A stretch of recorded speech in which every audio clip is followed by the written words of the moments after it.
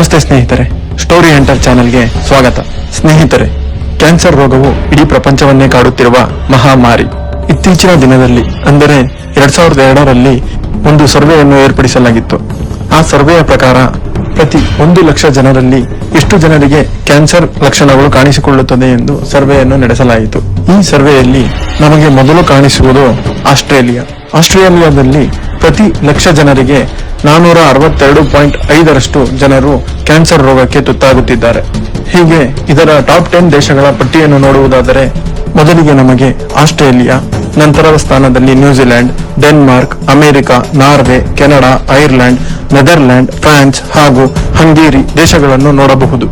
ಸ್ನೇಹಿತರೆ, ಇದರಲ್ಲಿ ಖುಷಿ ವಿಷಯವೇನೆಂದರೆ ಟಾಪ್ 10 ದೇಶಗಳಲ್ಲಿ ಭಾರತವು ಸ್ಥಾನವನ್ನು ಪಡೆದಿಲ್ಲ. ಅಂದರೆ ನಮ್ಮ ದೇಶದಲ್ಲಿ ಕ್ಯಾನ್ಸರ್ ರೋಗಕ್ಕೆ ತುತ್ತಾಗುವವರು ಕಡಿಮೆಯೇ ಇದ್ದಾರೆ. ಆದರೆ ಸ್ನೇಹಿತರೆ, ಈ ವಿಚಾರದಿಂದ ನಾವು ಅತಿ ಹೆಚ್ಚು ಖುಷಿ ಪಡಬೇಕಾಗಿಲ್ಲ.